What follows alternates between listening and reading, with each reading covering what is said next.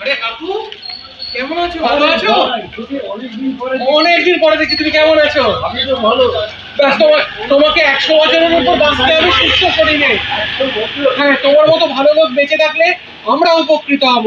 না আমাদের ইয়াং জেনারেশনের কাছে কোনো মানে এমন লোক নেই যাকে দেখে আমরা এগোবো। তুমি তো আমাদের আদর্শ। ভগবান যখন আমাদের পাঠায়, আমাদের জন্মটা মোটামুটি একটা লোকে অ্যাসেস করতে পারে।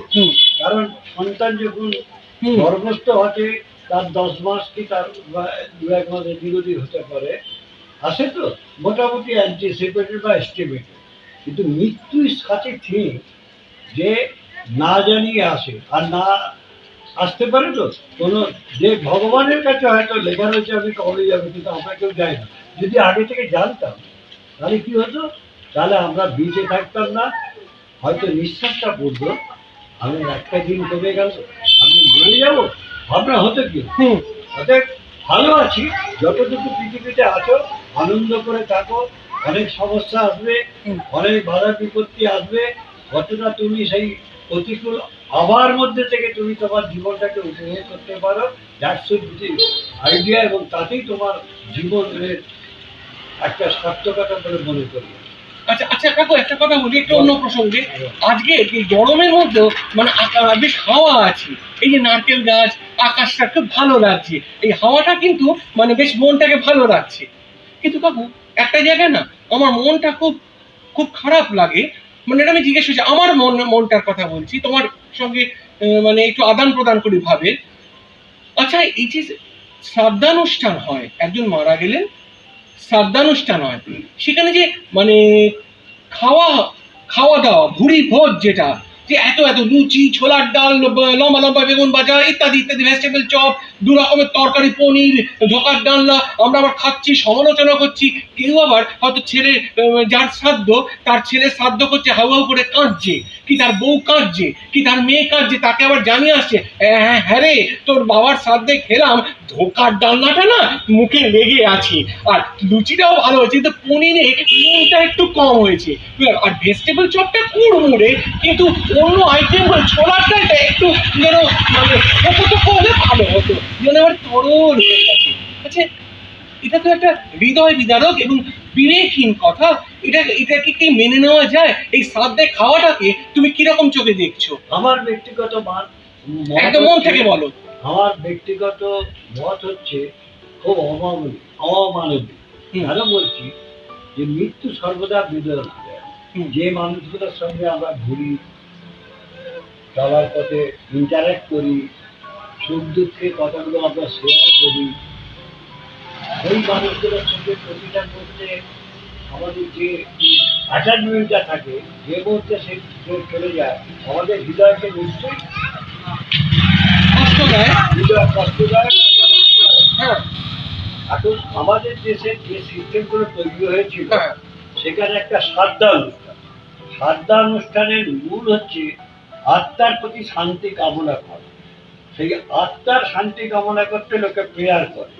প্রেয়ার করার সঙ্গে সেটা যে সব দেশে মানে আমাদের যে সমাজে বিভিন্ন কমিউনিটি, বিভিন্ন জাতি, ধর্ম সব আছে, তো বিভিন্ন তাদের আলাদা আলাদা রয়েছে, কিন্তু মেন অবজেক্ট হচ্ছে মৃত্যুর আত্মার শান্তি কামনা করা, তাই তো?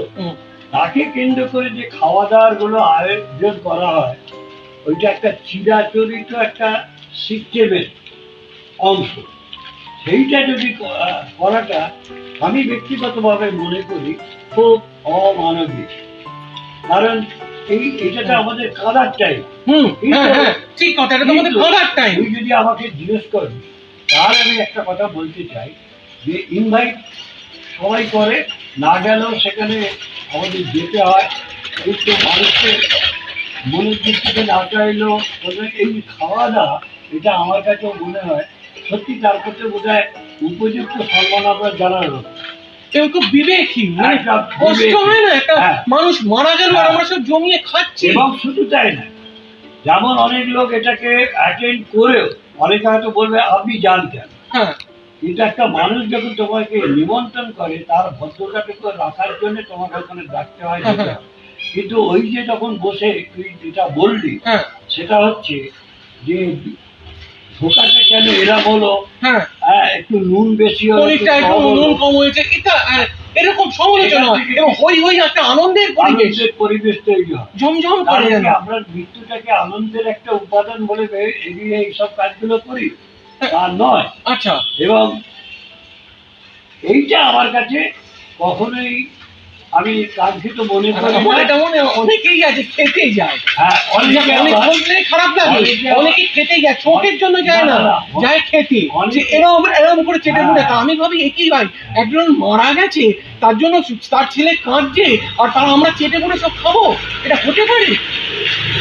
তোমার মনোভাবটা বলো। এবার যে বাড়িতে এই অনুষ্ঠানটি হচ্ছে, যে ছেলেটি করছে, তার প্রয়াত বাবার হ্যাঁ এই স্মৃতির উদ্দেশ্যে শ্রাদ্ধ এবং কিছু নিমন্ত্রণ। হ্যাঁ খাইতে তো গেছে, যে একটা অ্যারেঞ্জ করছে, শুধু খাওয়া না, খাওয়ার পরও আবার বলে হ্যাঁ যে এইটা হলে আর একটু ভালো হতো। হ্যাঁ। তার মানে তার মানসিকতা সম্পর্কে আমার হাজারটা প্রশ্ন। হ্যাঁ সেই প্রশ্নটা থেকে মুক্তি পেতে গেলে সমাজের একটা রিফর্ম দরকার। হ্যাঁ, সেই রিফর্মটা আমরা করিনি।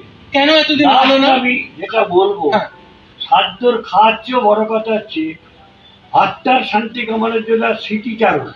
হ্যাঁ, তাকে আমরা কি চোখে দেখেছি, ঠিক। তার সঙ্গে আমার প্রতিদিনে কথোপকথনে কত উঁকি মারা স্মৃতি এখানে। হ্যাঁ। হ্যাঁ, আমাদের টুকরো টুকরো কত টুকরো স্মৃতি টুকরো কথাগুলো আঁকা হয়ে যায় জীবনে, হয়ে যায়। কিছু যায় হারিয়ে, কিছু সব পুড়িয়ে, Exactly. কিন্তু বাকি থাকে সবকিছুই মনে। Exactly. সেই জন্য হচ্ছে আত্মার শান্তি কামনা করে স্মৃতিচারণা। তার প্রতি স্মৃতিচারণা করা, তার প্রতি যথাযোগ্য সম্মান প্রদর্শন, তবেই তার আত্মার শান্তি কামনা করবে। এবং তুমি যে স্মৃতিচারণা কথাটা বললে, এটা কিন্তু খুব ভালো লাগলো। এটা প্রকৃত শিক্ষিত লোকের কথা। এই স্মৃতিচারণাতে মানে কাকু আমার একটা জিনিস সবসময় মনে হয় যে সেই মানুষটাকে অনেক বেশি সম্মান জানানো হয়, সেই মানুষটাকে ভক্তি জানানো হয়। বাবা মা যেই মারা যাচ্ছে যায়, তাকে কেন্দ্র করে, বা কারো স্বামী মারা যাচ্ছে, সে কারো স্ত্রী মারা যাচ্ছে, সে কাঁদছে আর আমরা হই হই করে খাচ্ছি, এটার থেকে অমানবিক, নিষ্ঠুর, কলঙ্কিত কিছু হতে পারে না। একদম 100 বার।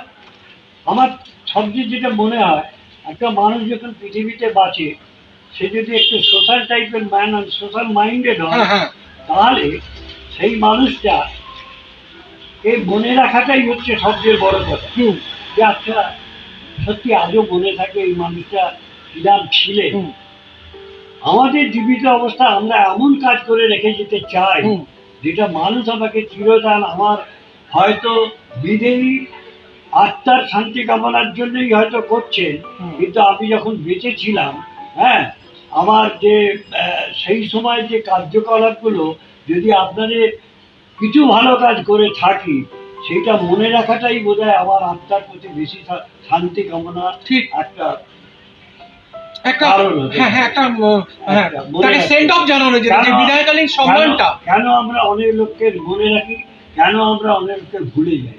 ভুলে যাওয়ার কারণ সেই এমন একটা রেখাপাত করে দিতে পারেননি, কিন্তু তার প্রতি কোনো অশ্রদ্ধা নয়, কিন্তু মনে রাখতে পারি না।